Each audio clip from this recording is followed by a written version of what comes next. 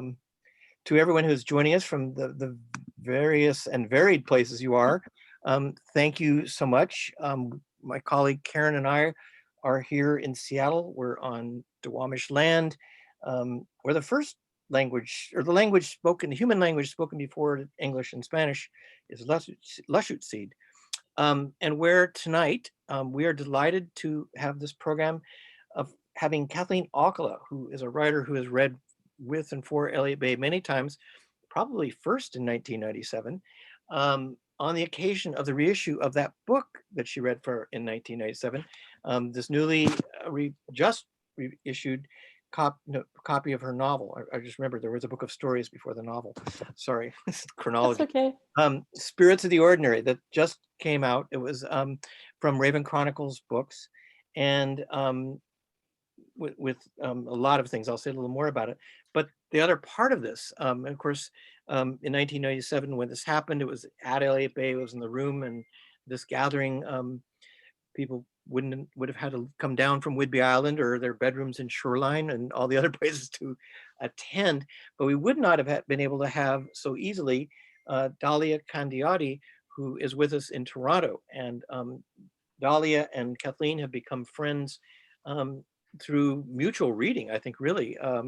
Dalia Kandiyoti is a professor at the City University of New York at Staten Island, and she's author of a couple of books, including a book published last year in the same way that we've talked about other books published in the middle of the pandemic, a scholarly book called The Converso's Return, Conversion and Sephardi History in Contemporary Literature. This was published by Stanford. She's also the author of an earlier book called Migrant Sites, America, Place, and Diaspora Literature. Dalia is a scholar, but she's also a great reader and a wonderful writer. Some of the books in her field aren't as readable as the books they write about, but hers work is readable and enjoyably so. And she has been looking at Sephardi culture, at diaspora, and in this continent and in other parts of the world. And tonight, she and Kathleen will be talking. So we're able to do that virtually that we wouldn't have been able to do so readily if we were in the same room, although we were just talking about Dalia needing to come out here, which we hope she does. This new book, the new edition, which has, I'll hold this up again because it was brief. Some of you may recognize the artist work. It's the extraordinary and wonderful artist Alfredo Araguin, who is here with us still in Seattle. This new edition, which has a foreword by Rigoberto Gonzalez and a new introduction by Kathleen, explaining a little bit about what is bringing this book back. And I won't say too much more because I think that's really what Dalia and Kathleen will go into, is not only this book, but also the kind of place it's played in contemporary literature, which it's the moment a book is published, you don't always know that. And to be able to revisit a book this way 24 years later, we're able to take that into context, knowing at the same time it's still going to be a new book to many people. So that will, I think, be a little apparent too tonight, or if you read it back as I did in 1997, to hear it again, as what will happen tonight will be Dalia saying some things and giving a talk on how she's seen the book, and she and Kathleen will converse, and then Kathleen, I think, will read somewhere along the way, so you will get an actual feeling of the voice of the book.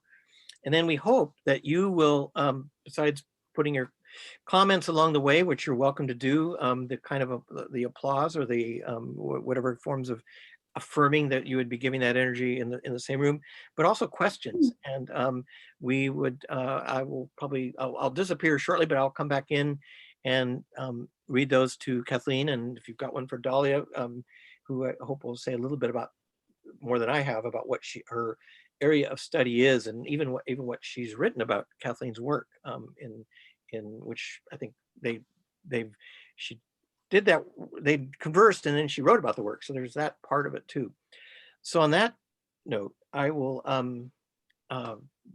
absent myself from sight, but to say thank you again for joining us. And now to do please give your good virtual attention and applause to Kathleen Alcalá and Dalia Kandiyoti. Thank you both. Thank you so much. Thank you, Rick. That was a great introduction. I really appreciate it. It makes me want to be in Seattle, actually. The art on your walls and you know, all this accumulated knowledge and sharing of literature that you've been doing all these years. Thank you so much for inviting me to present my book briefly and also discuss it in the context of Kathleen, your book. I'm so happy to be participating in this celebration of the new edition of Spirits of the Ordinary. I think it's a wonderful and groundbreaking book that deserved a new edition, and so I'm really happy to get it, to have it and participate in the event. So I you know, this is Kathleen's celebration, but I was asked, I think, to present along with her because my work, which is a critical work, it's a scholarly book that I wrote, The Converso's Return, has a lot to do with Kathleen's fictional work. And so we both, the main contact, the main obvious connection is that we both wrote, I from a critical and she with a fictional imaginative approach about crypto-Jewish and Converso histories in the Americas. And I'm not a historian, but I wrote about the historical imagination about crypto-Jews and conversos. And let me just say briefly, you know, what those terms are and what that history is, extremely briefly. So when we talk about crypto-Jews and conversos, we're referring to Jewish people of the Iberian Peninsula of Spain and Portugal who were converted in medieval times, usually under duress, to Christianity. And after the conquest of the Americas in 1492 and the expulsion of Jews, those converts from Christianity who traveled, who migrated to the Americas, the newly conquered Americas. And some of them kept their religion as a secret identity for a long time. How long exactly, it is not clear, but crypto-Jews and conversos, meaning converted Jews, were in the Americas. We know that for sure from Inquisition records because they were persecuted as secretly practicing Judaism, which some of them were. And burned at the stake and martyred in the Inquisitions of the Americas.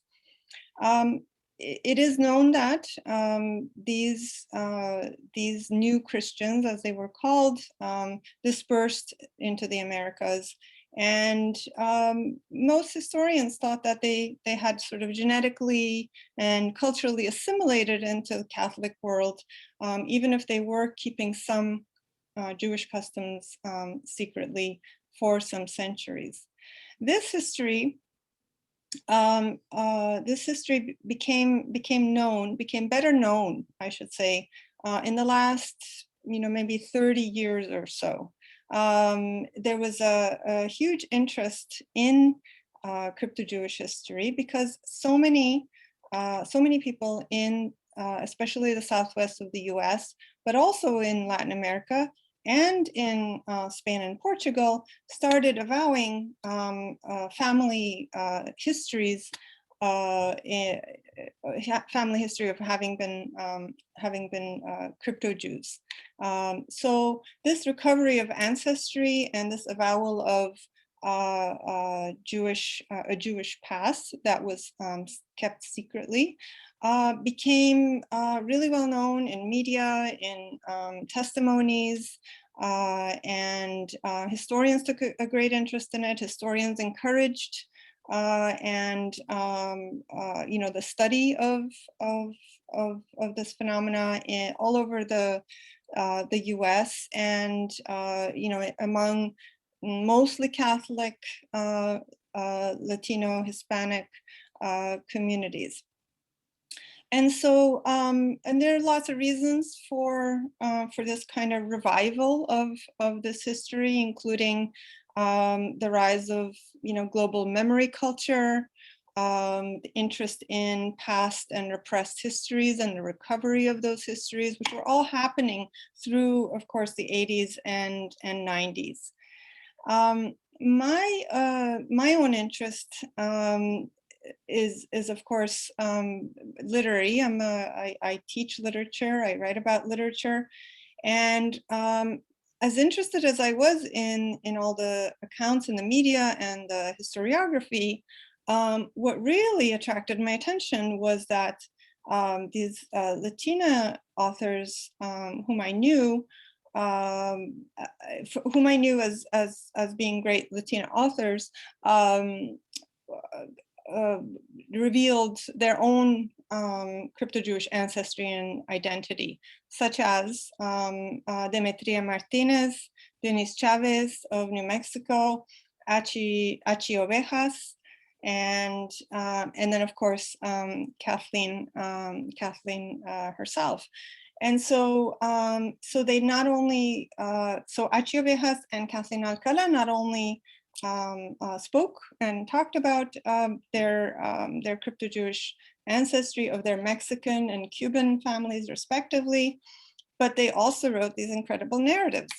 And so I decided to look into this. How do Latina authors approach crypto-Jewish history? And so that became the cornerstone. Those two texts by Achi Ovejas and Spirits of the Ordinary by Kathleen became the cornerstone of what became a study, because I thought that it would just kind of stay with that. But I realized that, in fact, Converso crypto-Jewish history had impact outside of the Latino context and even outside of the Latin American context. I mean, in these histories, we can see, in these literatures of Latin America and Latino authors, we can sort of understand the interest, because there's so much local history, there's so much that's uncovered. But then I discovered that there's huge interest among French authors and Turkish authors. And so my book actually treats writing in French, in Turkish, in Spanish, and in English about Converso history. It is, again, I'm writing about the historical imagination. I'm not writing about the history itself, but of course, the imaginative work and the historiographic work coincide in great ways. And of course, I explored the reason, and I tried to understand the reason why authors would be so interested, even when it's not about their own history, right? Because authors who are who don't have Jewish ancestry, who are not from Latino backgrounds or Hispanic or Spanish backgrounds, are also interested in this. And there's something that's common to a lot of the works that I look at, which is this interest in the crypto-Jew as a figure. And of course, sometimes it can take these, the depictions can take these stereotypical hues, but a lot of times the figure is presented in this way that's so compelling, because it speaks to our interest, and of course authors' interest in identities that are suppressed, but also in between. So what does it mean to maintain a secret identity? And what does that feel like? And what does that what kind of self is born out of these situations of repression in which, one is secretly a Jew at home, or has secret Jewish identity without any practice, but there's knowledge that there's Jewishness in the family, and then to be publicly Catholic, and also feel the oppression of, the Inquisition and religious persecution. And so that kind of doubleness of the self and the split self, and in fact, a self that has to hold antagonistic qualities, contradictory qualities in itself, becomes really important. And so this figure, I think, is the figure of the secret Jew. I think is a really compelling figure for authors, but it's also the histories, and this is where Kathleen's book, Spirits of the Ordinary, played such a big role, because it is a historical novel, and it was written again at the time in the 80s, 90s, during the rise of the historical novel. And not only does it explore the secret selves, of Converso figures the way other authors do, but it also portrays a kind of world that actually is key. It became key for my book, in that yes, she's exploring this unknown or obscure kind of history that's so interesting, but she's connecting it to other histories, and in Spirits of the Ordinary, the connection between these different histories of the indigenous people, especially the Opata, and of course the Spanish Catholic settler colonial culture, and then the crypto-Jewish culture. I mean, all these come together. And this is kind of the thesis of my book, is that authors are interested in crypto-Jewish history because it opens up a secret world, but also because it was a locus of convergences between people, despite the oppression and despite the secrecy. And that's what Kathleen does in the book, is to display, and is to kind of invent and plausible histories that we don't have archives for. We don't really have that much we know about how crypto-Jewish families integrated or married into indigenous families in the borderlands, but we know that it must have happened. And so she imagines that for us, and what I was calling the missing archives of history are in fact supplied through the fictional imagination by Spirits of the Ordinary. And so I wanted to say that's a great term, plausible histories. Right. Yeah, and so that's what I thought you were creating in your work. So these imaginative fictional archives of what could have been and what probably was, but we don't have archives for, because of the oppressions of that time. And so with that, I mean, I'd like to now start talking about your book. And I just want to tell our audience that I was really sort of thrilled to meet you years after I first wrote about your book, before my own book came out. Kathleen and I. This is her current book. Converso's Return. Thank you. So we met because I have this other project that I've undertaken with Dr. Rina Ben Mayor, which is an oral history of descendants of Sephardi Jews who are seeking Spanish or Portuguese citizenship under the 2015 laws, which grant citizenship as a form of repair to correct historical wrongs that were committed against Sephardi, Spanish, and Portuguese Jews 500 years ago. So now there's a citizenship opportunity which Kathleen has applied for, and so I interviewed you then, and that was a great pleasure to talk about sort of your relationship to the Spanish state and this citizenship application, but my ever-shifting relationship.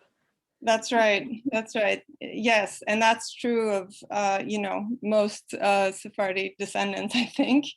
And so it's a real pleasure to be here now to talk about your book, because I had never interviewed you about your book before I wrote about it. But now I have the pleasure of doing that. So thank you.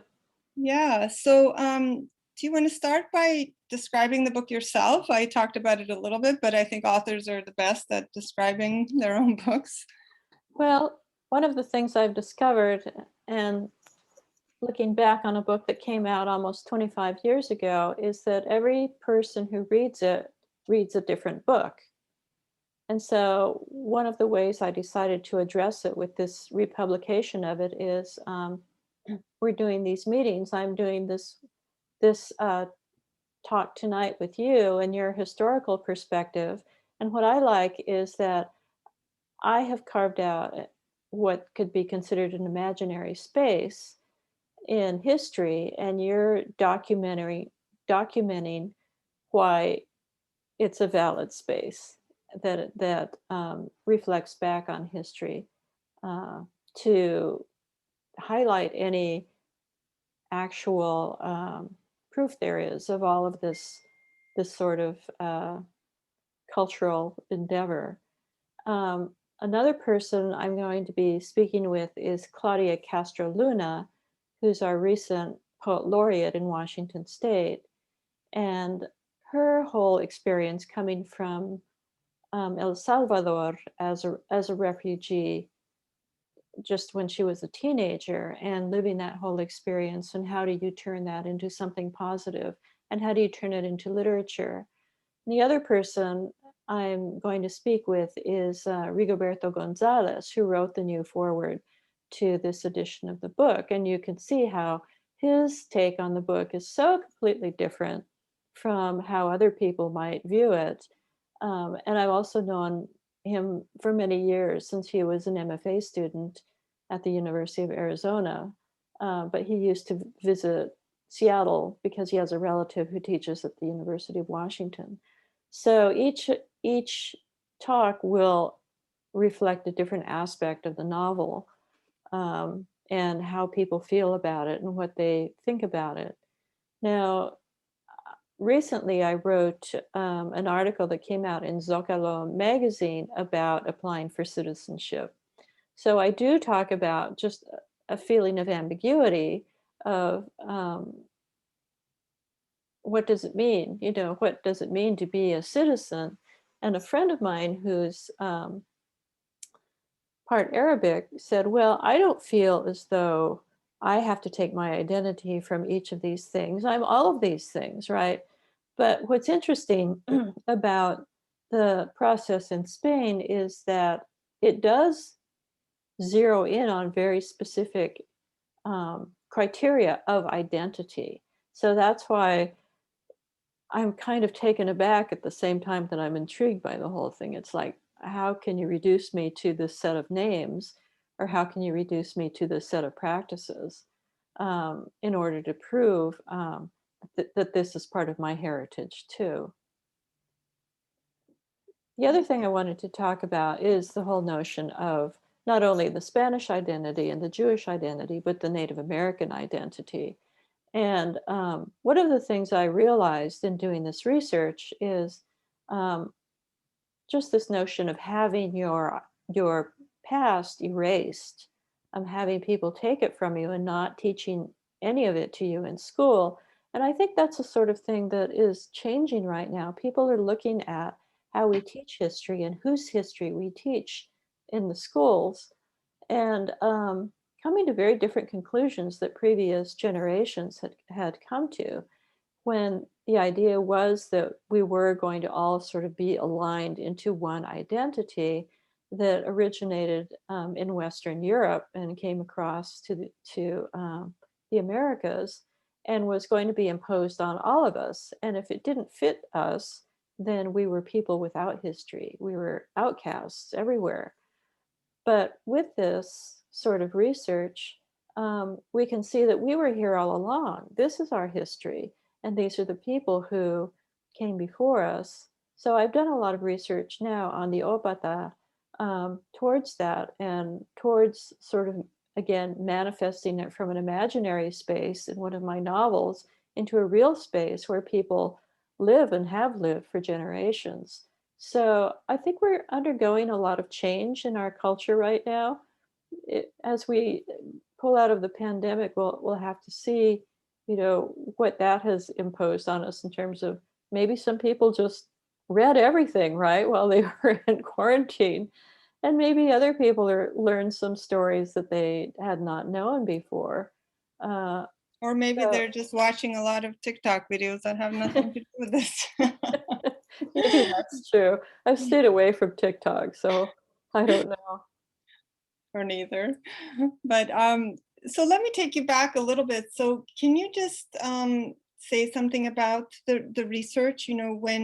So this book, which was published first 25 years ago, is also born from a lot of research, I imagine. And so I wondered sort of, how did you start the research, and at what point did you decide to join the histories of, crypto Jews and Catholics and the Opata, and sort of what led you to that exactly, and then how did you carry out all this research before the internet?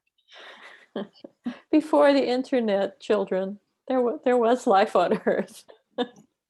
um, I started writing short stories. I was interested in being a writer from an early age, but when we moved to Seattle in 1983, I went into a master's program at the University of Washington and started studying writing more seriously. During that time, and also with the writers group called Touchstone, the Touchstone Writers Group, I wrote a set of short stories. And then I wrote one story to go on the end of this set of stories and realized that it was a novel. It was the beginning of a novel. And so that became the very first pages of Spirits of the Ordinary. Now, I hadn't done any of the research at that time. I just had family stories and had dismissed many of them. I thought, well, they're saying we're Jewish because nobody wants to just say they're Mexican. It's low status in the United States. But as I started looking into it, I found a lot of validity to the stories. The other thing that I had that sort of places us firmly geographically and temporally in that time, late 19th century Mexico, were my grandfather's journals. And my grandfather was a Methodist minister and started churches all over the Southwest, northern Mexico, and the southwestern United States. So he was writing sermons all the time, and he just kept these notebooks. There were this sort of booklets that people used to use for school exams. The blue books were what he put his journals in. So that was the beginning. And then I did research in some places. I think I did some research in some archives in San Antonio when I was there one week. And I used my grandfather's library, not my grandfather, my uncle's library in Chihuahua, Mexico. He had been the director of a private school in Chihuahua for many years. And so he had a big library, including some books that were difficult to find that were about the Jews in Mexico. So all of that was invaluable. And because it was before all of these books were scanned or were more readily available through Abrams Books and all of these places that deal in old books, I had access to information that other people didn't have, right? So I was able to write a fairly unique book at that time because crypto Jews were not really written about. It had, I think there had been speculation, and we were just coming into this time where people were being interviewed and sort of coming out of the woodwork in places like New Mexico. But there were steps forward and steps backwards. There was a writer who wrote an article for Atlantic Magazine, really slamming the whole thing as completely bogus, completely made up by people who want what? You know, it wasn't like there was a gold star waiting for them or a check or anything. You know, there's no reason for people to make up these stories. So eventually more research was done. And as time passed, I think people did not feel such a stigma in their hometowns and their villages of saying, yes, we're really Jewish.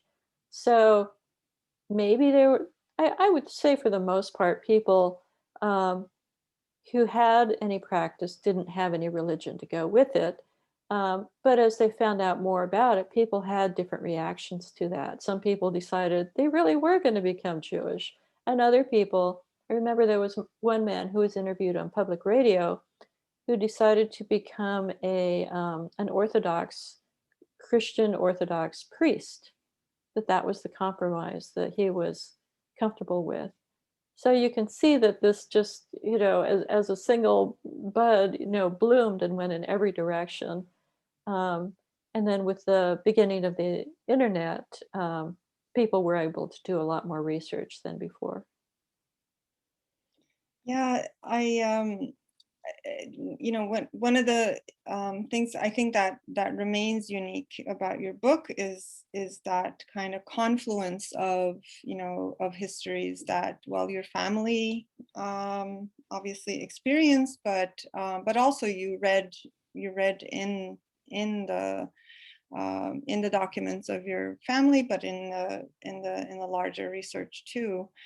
And so what is it about the borderlands? Because the trilogy is set around the Mexico-US borderlands, what has become the Mexico-US borderlands. And so what is the fascination about that area? And I mean, is it just that, you know, you wanted to make the indigenous and crypto-Jewish link, or did you find that it's already embedded there? And Oh, it was definitely already there.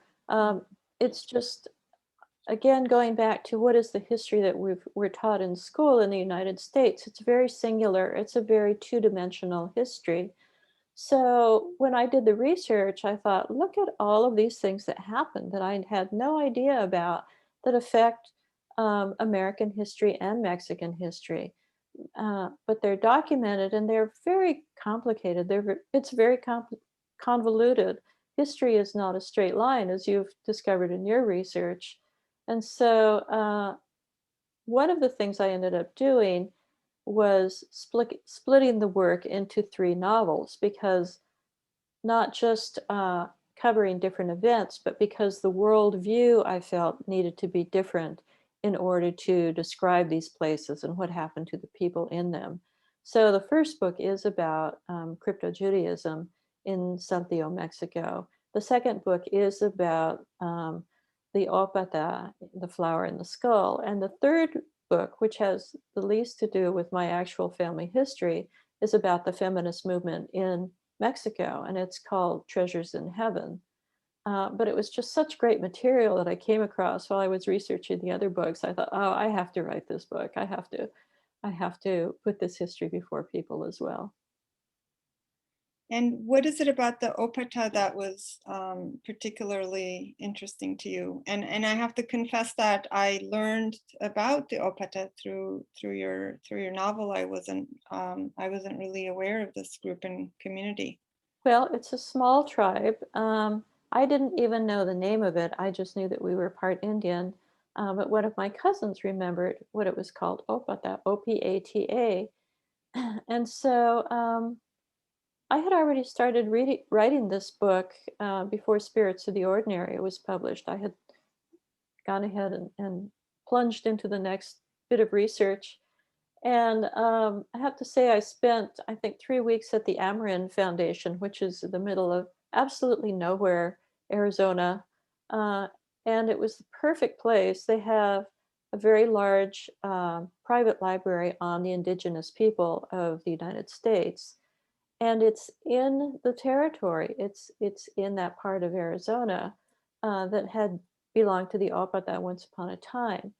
The intriguing thing, besides being related, uh, is that they too were hidden. They deliberately had hidden their identities because what had happened so far when people discovered them was they killed them and took their land.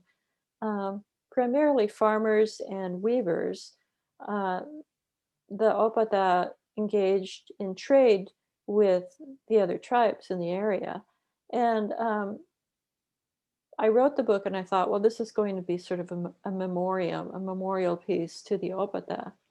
But then, thanks to the internet, people started writing to me, one person and then another and then another. And we formed a little chat group on Yahoo Mexico and discovered that there was a whole culture that was still very much alive and well.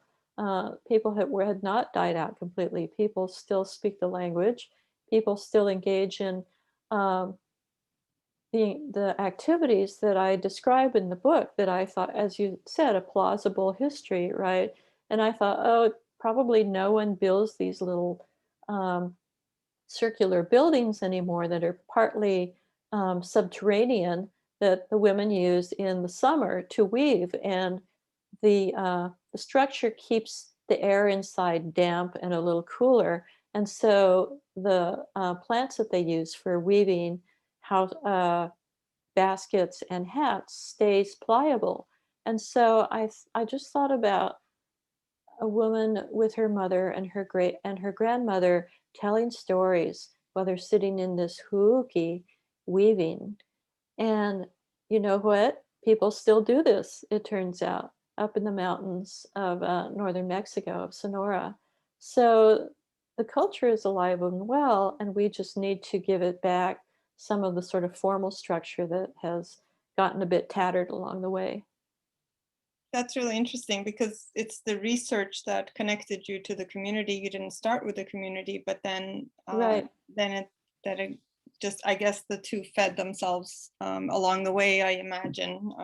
So that's really interesting. And there's so much in Spirits of the Ordinary that is, it's, I mean, it's very, it's written with this beautiful prose. It's limpid. It's not like bejeweled, but it's very evocative and elegant, and it does evoke a place and a time, and with sort of these real places that probably most readers did not know about, like the Casas Grandes location. I mean, maybe you can say just a little bit about it, but there's the languages that you include. Obviously, Spanish and English. There's a lot of, I mean, of course, the novel's in English, but there's quite a bit of Spanish. There's Spanish chapter titles.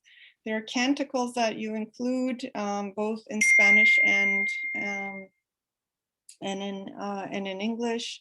And you refer to a trading language, the Laguna trading language. Oh, yes. Again, I did not know much about, so I was busy researching things after reading your novel myself. And so you include so many elements. But so can you just say a little bit about Casas Grandes and then your inclusion of all these languages? Well, I have to confess that I have never visited Casas Grandes. And I did have a few people write real letters with stamps and everything, would write and say, oh, you got this wrong, or you got that wrong. And yes, I did get some things wrong. But the other thing was people's orientation as to what information is available now. And one of the things that happened across Mexico was after the Mexican Revolution, place names changed. They were all named after, generals or somebody. And so the indigenous names of many of these towns was lost. And so you have to look back at the history and remember that these things were different even 100 years ago than the way we see them now.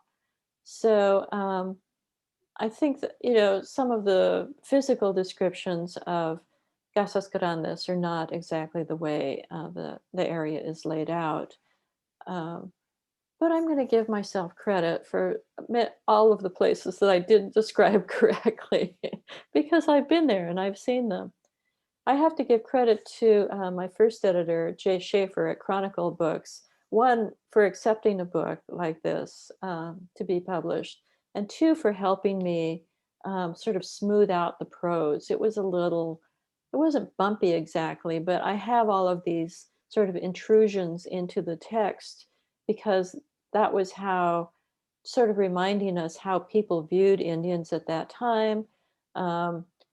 How people viewed each other. It was a harsh place. It was a difficult place, and so um, women did disguise themselves to travel in the West by themselves.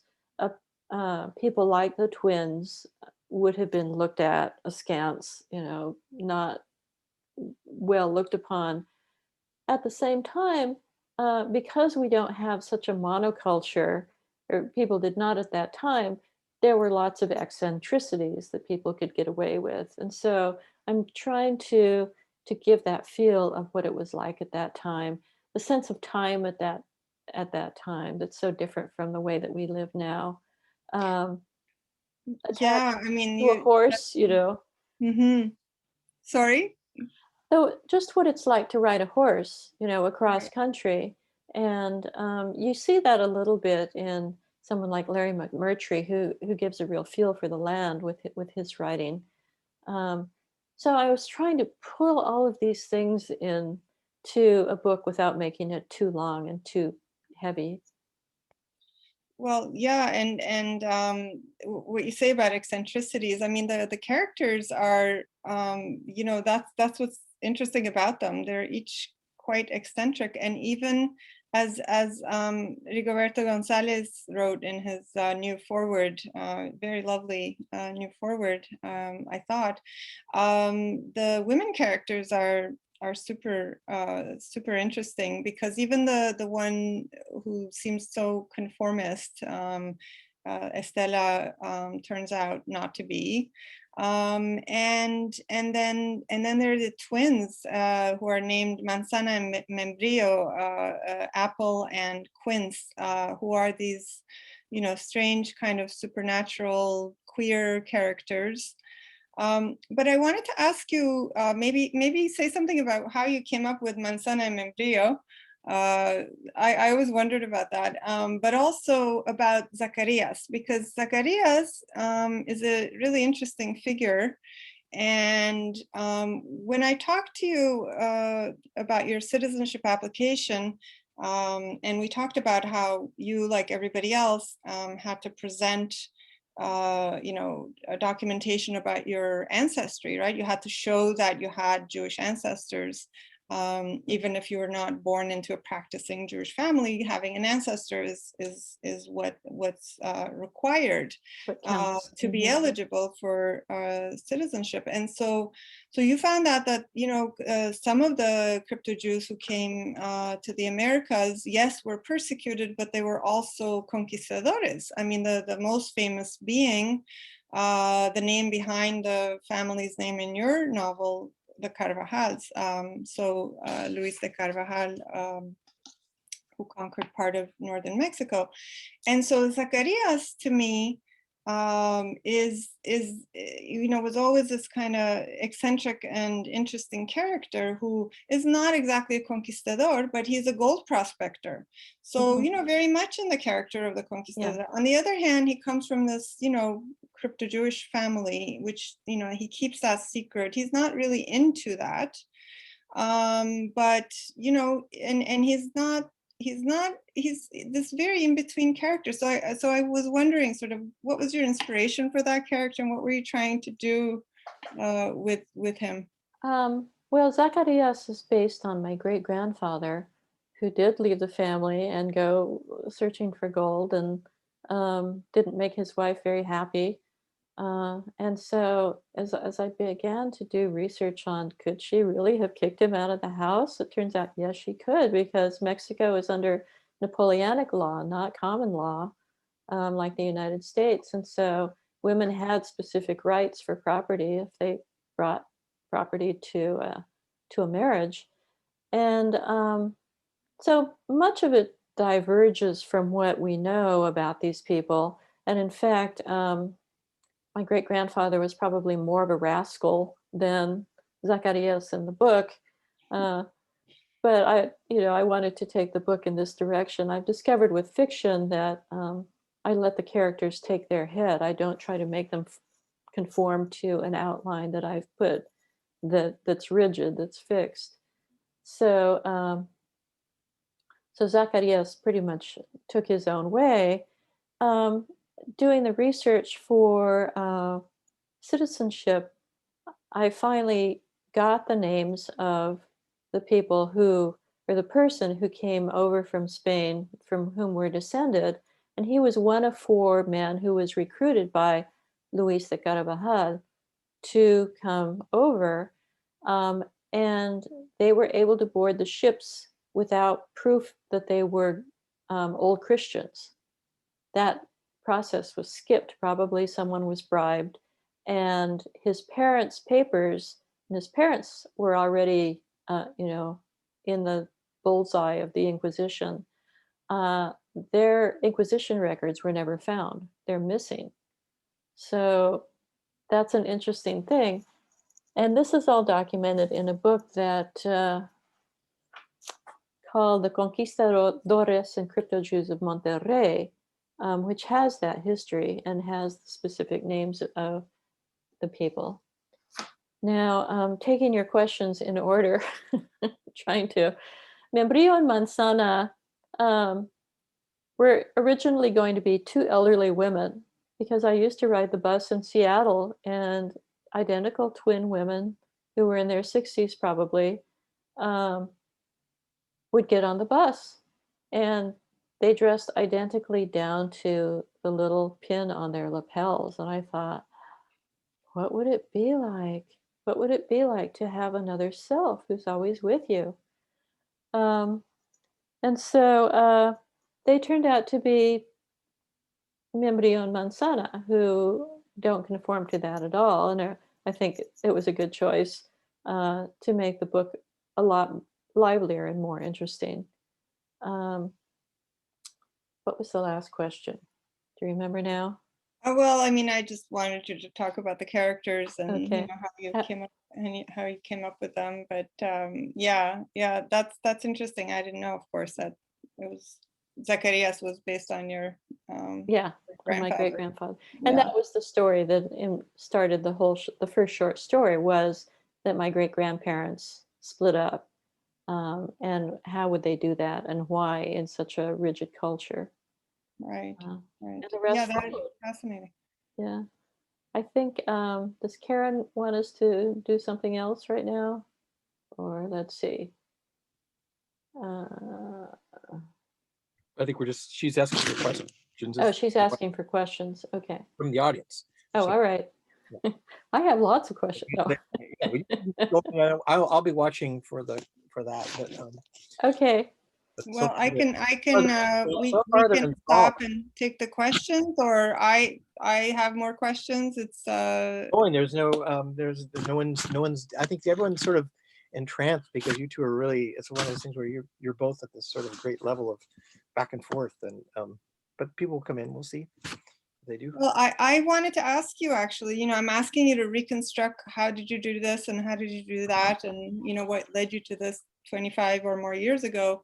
Mm-hmm. So of course I'm wondering, how what does it feel like to have the 25th anniversary edition, or a new edition, I should say. Rigoberto Gonzalez in his new foreword, he said, this is a timeless book whose return is timely. And so I was wondering, you know, what does it feel like, and how do you think it speaks to the present moment? Well, we were talking earlier about how there weren't any books about this subject when I wrote this. And now there are many books about this subject as people discover their own identity, or as you say, other writers who have no background in this have found it an intriguing topic to write about. Um, and I guess I feel a little ambiguous about that too, this notion of um, who gets to tell which story, right?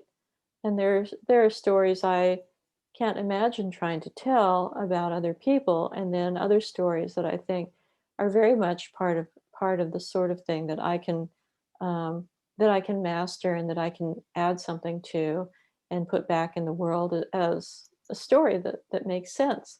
I'm happy to find that Spirits of the Ordinary still feels like a timely book to many people, and so I'm hoping there's a new generation of readers who will be interested in it. Well, I'm sure, for sure, definitely. I mean, you know, it's this, you know, I think there's, first of all, there's greater visibility of, you know, crypto-Jewish history, but also greater visibility of Native history, Native people. Yes. You know, 25 years ago, you probably didn't begin events with a land acknowledgement. I mean, you know, there's just so many differences. Not to say that, you know, struggles are one, but there's a difference, I think, in terms of visibility, and that's, you know, Native history is so key to your work. Yes, and it's interesting to see people react to this. We're actually writing a constitution for the Opata people right now, and just getting everybody's input in it is, you know, how differently each of us view the world, and what we consider an essential piece. And you get some of the feel of how people felt writing the American Constitution. The Iroquois wrote an amazing constitution that acts as a wonderful model. So as we as we go forward, again, it sort of stop, stutter, step as we agree on things and as we don't agree on things, and as we think about the notion of land and people belonging to the land. And that's something I have found myself coming back to again and again, is what is our relationship to the land, and what do we owe other people, both the people who lived here before and generations coming after us. What should we be doing right now to preserve and conserve the land and the water, certainly. Right. Dalia, I'll come in. I came back visually, but I'm only going to come in when and say something when there's a question. And Stephanie has a comment leading into a question. Um, I'm struck by how resonant your depictions of the hidden Jews as well as the Opata are, but these characters are never simplified or idealized. They feel very real. How did you arrive at these? Did it just happen, or was there a process of revision where you progressively deepened those depictions, or was it a combination of both? Boy, well, Stephanie has been kind enough to write a very long piece for Tikkun magazine on my work, so she's probably the only person I know who's read everything I've written. Um, I think that most writers try to put everything they know down on paper, especially with the first novel. And I was thinking about some of the ways in which, now that I've taught writing, I would never tell people to write a novel this way. It's told from multiple points of view, and there's a lot of interior monologue, right? And those are the two things that they tell people to stay away from. But it works in this case, and I think my editor for the first edition, Jay Schaefer, had a really good touch. He seemed to understand how to encourage me to tell these stories without it becoming too convoluted or too heavy. It somehow maintains that equilibrium all the way through. And I don't know that I could write a novel like this one again. This might be it, even though I'm working on new work right now. I'd like to jump in and say something about that, if you don't mind. Okay. Actually, yeah, it's really interesting because someone asked me sort of about my selection of the text, because I do close readings of a few texts in different chapters. Mhm. And one of the criteria of selection for me was complexity.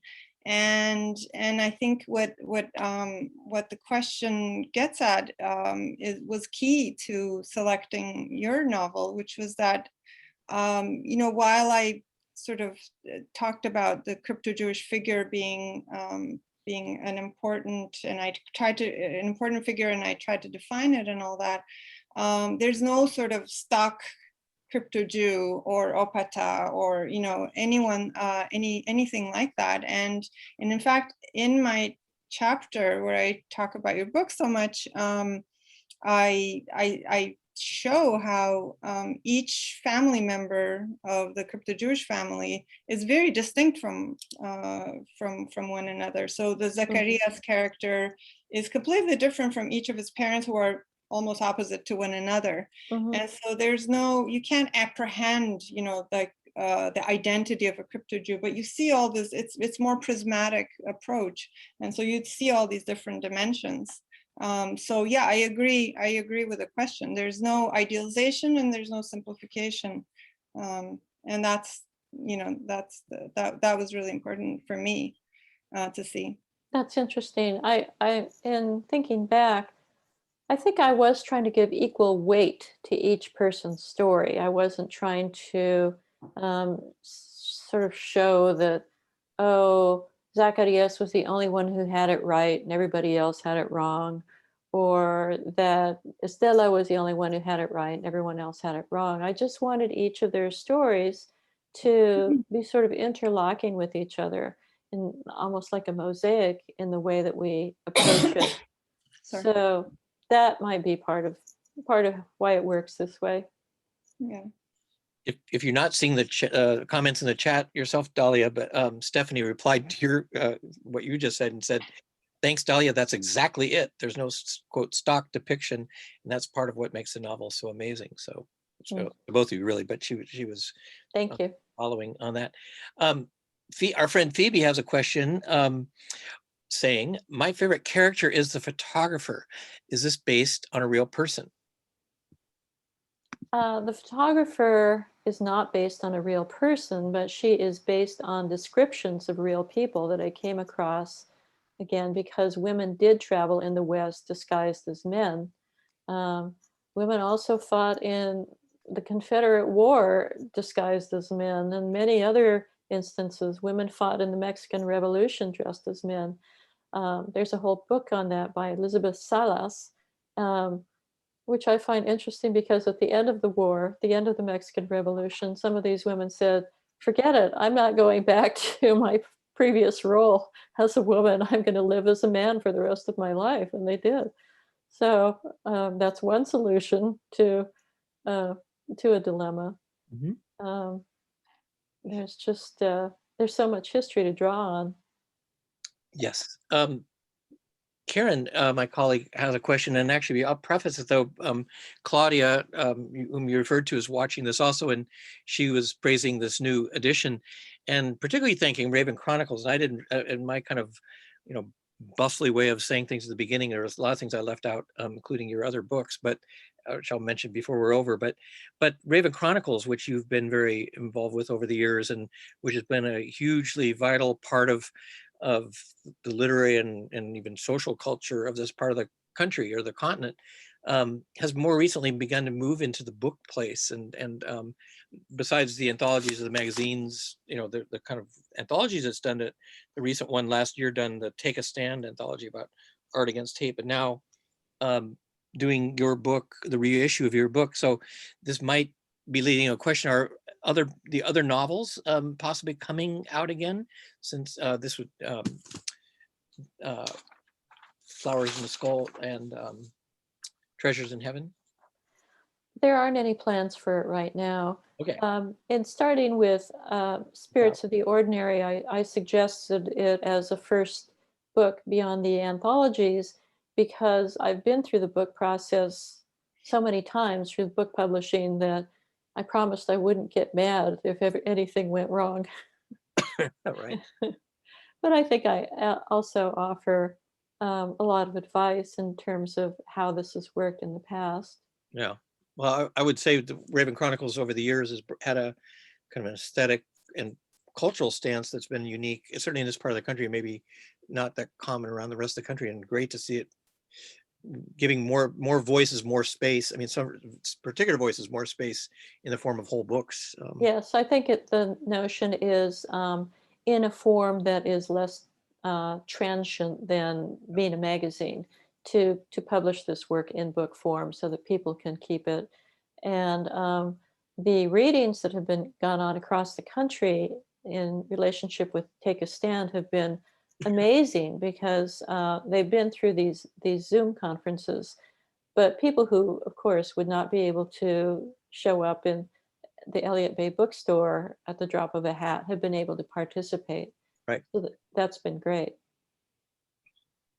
I will say that for the first time, Spirits of the Ordinary and the third novel, Treasures in Heaven, have been optioned for movies. So I'm sure, I have no idea if anything will come of it, but it's kind of fun to think about, isn't it? It gets the wheels spinning, and that might lead to more questions like who would play who and Right. that. I've that's sort of a universal. I still remember years ago when Margaret Atwood came, and she, I think it wasn't for Handmaid's Tale. It was one of a serious book.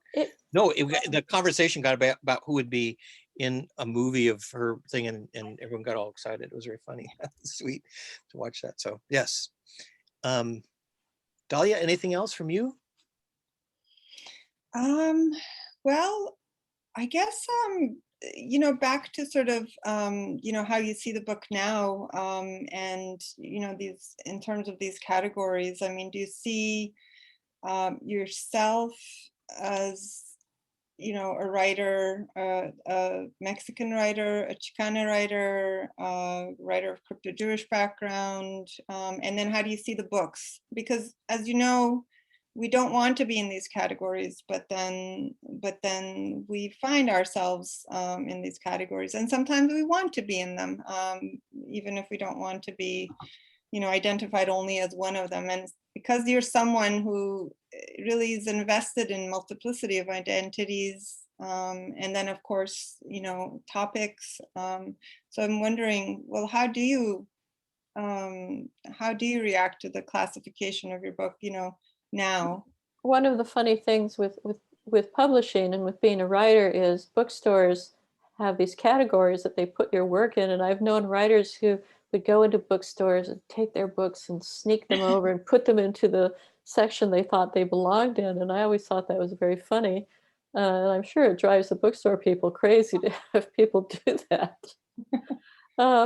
So I don't know. I guess I've always felt like a sort of outlier, so it hasn't bothered me. I know that there are people who, maybe a little older than I am, who did not want to identify as Mexican or Chicano or indigenous because they felt that it was detrimental to their place in the world.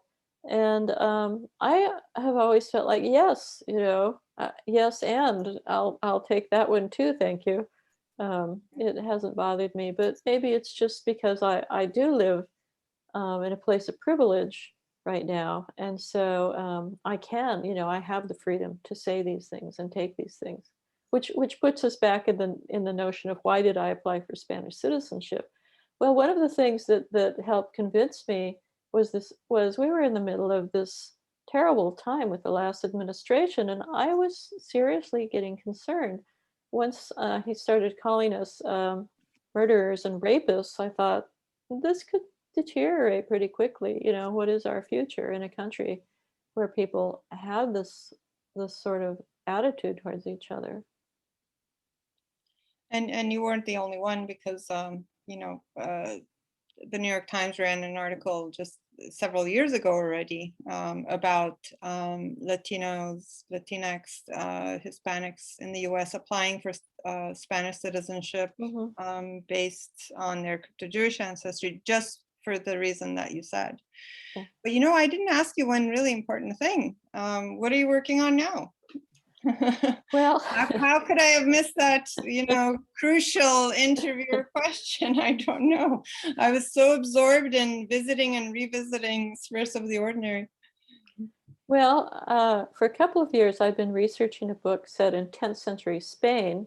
And this started when I took some courses at the University of Washington in Middle Eastern medieval literature and languages. And I was asked to write an encyclopedia entry for someone who I thought, this is an amazing life. You know, this life is worth novelizing. And so I continued doing research on him, but I've always written short stories along the way. And more recently, I wrote a short story and I thought, oh, darn, this is a novel. And so I've started that one too. Because it's a little easier to get my arms around and publish parts of it.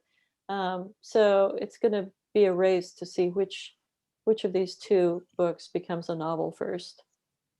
So can I ask who's the figure and who was so yes, his name is Al-Mutabid ibn Abad, and he was the last Taifa king of Seville.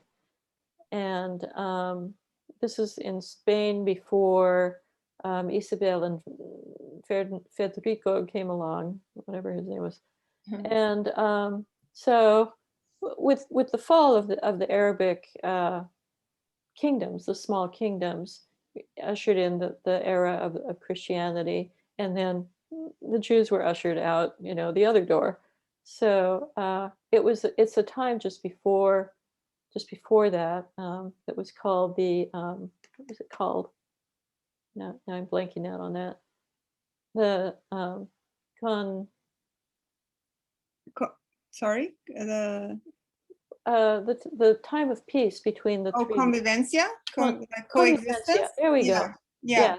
Convivencia. It was during the era of Convivencia, which of course wasn't that idyllic. It was a time still of much warfare. Anyway, I started that book and thought, well, I can't really write this book because I don't know the point of view. I can't write it from his point of view until I found a class of people, one of which would make the perfect person to narrate this novel. So now I'm going forward with it.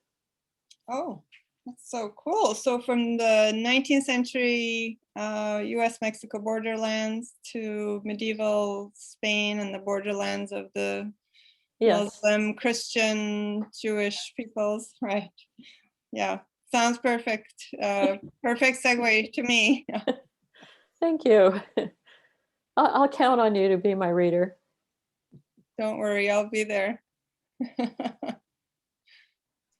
Okay, if there's anything else, I think we're probably at a point where we could, I mean, outside the part where we would keep going, or we would go somewhere after this, after the books get signed and all of that, we would go find somewhere to unwind and be sociable with something to drink and eat. But if you're both ready for that, and especially because it's after 10 o'clock where Dalia is in Toronto, I think we will say thank you to everyone who's joined us. And I do want to say we've touched on Kathleen's 3 novels, but and there was the initial book, which I sort of went right past, the Mrs. Vargas and the Dead Naturalist, which played a real part because that was her first book of stories. It was Calyx Books was a significant part of the publishing ecology in this area and again nationally. But Kathleen's also written 2 marvelous nonfiction books. The book of essays called The Desert Remembers My Name, and the more recent book about where she lives, the deepest roots, finding food and community on a Pacific Northwest island, which is, I believe, beyond the walls of where she is right now, that island. I think it's out there, yes. Beautiful place that it is. so that Kathleen's done that, and I also didn't, I neglected in a good introductory way to mention all the many awards and recognition she's received, not only from this area, but nationally as well. Quite significantly, the National Latino Writers Group Continta, and she actually, I can't say this about almost any other writer I think we've had. She's an island treasure in the arts on Bainbridge Island. That's a nice tradition. We probably have some others we should recognize. Yes, I think David Guterson Yeah, also received that recognition. but you're a very appropriate one for that. Dalia, it's been great that you've been part of this. We hope you come out and we can do something like this. Our friend Phoebe, who had many words of praise along the way, said this was a class, and I think she meant that in the best way. That kind of like you come through this, like woo, you learn something from this, and in the ways that we all need to learn and keep learning and take things in, you both, again, as I say, when it was kind of quiet with the questions, I think you two were this. It wasn't like too erudite, but it was just more like such a good level of talk that sometimes those questions that feel like kind of like you're clearing your throat just to ask them, because you guys were fun to listen to and good in all the best ways. I forgot to read anything. I forgot to read anything, but I guess I didn't have to. Not tonight. You got a couple more. You got nights with Rigoberto and Claudia. Claudia's been watching this, I know, so she's probably picked up some things tonight. In fact, she mentioned to me in a note that she's got this in her family too. Some of the you may know this, Kathleen. So and this is a writer you wouldn't probably not know where you are, Dalia, but Claudia Castroluna. We'll get word of her too. She's a wonderful poet who's here and does many other good things. And I think everyone else who's joined us, many writers and other people, and Phoebe Boucher among them, who've helped make. She's the managing editor of Raven Chronicles. Raven Chronicles, and done things for a long time in a most vital way. And Karen's been putting all the information on the books. Again, thank you for both of you, and thank you again for joining us. And thank you both. And to meet again, hopefully, Dalia, get you out here, and yes, I hope so. Yes, I hope so too, and now I hope so even more. Yeah, good. And we'll see you on this side of the water, Kathleen, or we'll get on your side of the water, one way or the other, where yes, our relative places. I'm in West Seattle, which okay, which is no one can get to anyway right now. Where I live, there's a part of Seattle, Dalia, that's connected by a bridge, but the bridge is closed, so we're cut off from the rest of the city. We're probably more of an island than Bainbridge is. So. I think you are, yes. At least we have a ferry. Yes. Anyway, thank you both again, and thanks all. And those of us here get to go enjoy a beautiful evening now. Yes, thank you so much, Dalia. I really appreciate it. Thank you so much. Thanks for having me, and thanks to everybody who asked questions and attended, and Rick and Karen for organizing. Yeah, I really appreciate it. I just went blank for a second. Sorry. That's okay. Good luck with the vaccines, Dalia, because I know that you're heading that way there, and right, it was a little different pace, but yeah, hopefully everyone is well. Hopefully everyone stay well. Yes. Okay. Yeah. Take care. Bye bye. Thank you. Bye.